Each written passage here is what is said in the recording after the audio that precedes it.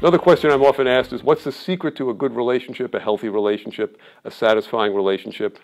And people who have listened to me speak know that I like initials, so this time we're going to use 5 C's and a T. And what that means is the 5 C's refer to, at first, chemistry. Why do I bring that up first?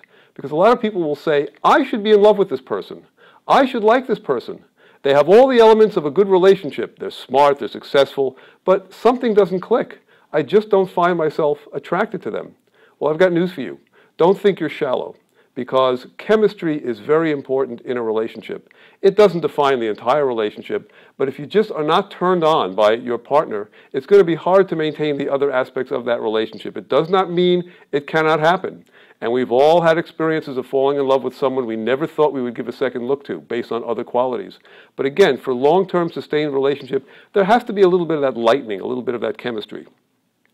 The second major ingredient is compatibility.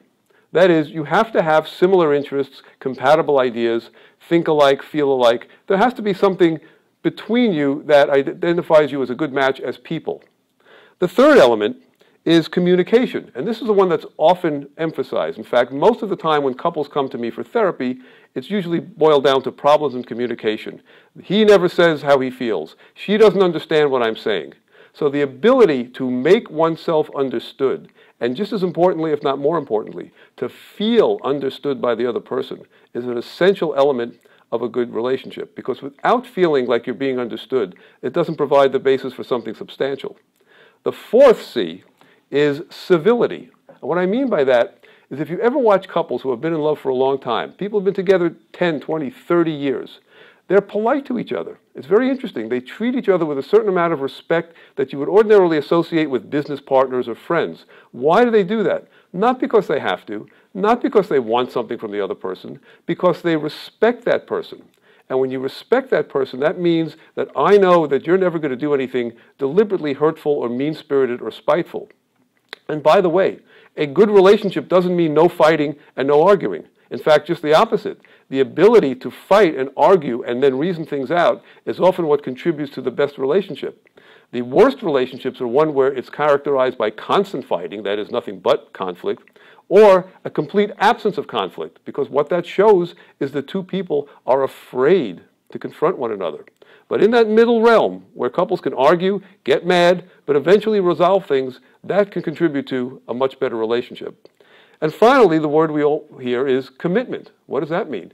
Yes, it means being committed to one another, but it means being able to weather these ups and downs in life and ups and downs in the relationship without necessarily bolting and running on to the next person. Now, there are times when if a person is in a relationship and it's been unsatisfying and there are multiple indications for it being unsatisfying, it may be time to move on.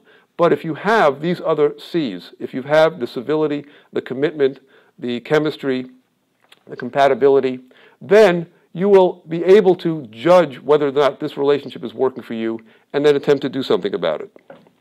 And finally, these 5 C's lead to the big T, and the big T is trust. Because when you trust someone, when you truly trust someone, you feel safe, you feel secure, you're able to communicate, you want to be civil to them because you know that they'll be civil back to you. And putting all those things together, that's what creates a great relationship. Now, it's easy to say when I'm standing here explaining it. It's harder to do in the real world. But if you think about these 5 C's and a T and try to actuate them in your own relationship, you'll see things will get better. Again, that's based on the personality of the people involved, but almost anyone can improve their relationship to some degree. And in some cases, if you've done everything, you've done your due diligence, you've practiced these principles, and it's not working out, at least if you do move on, you'll do it with a clear conscience and don't have to look back.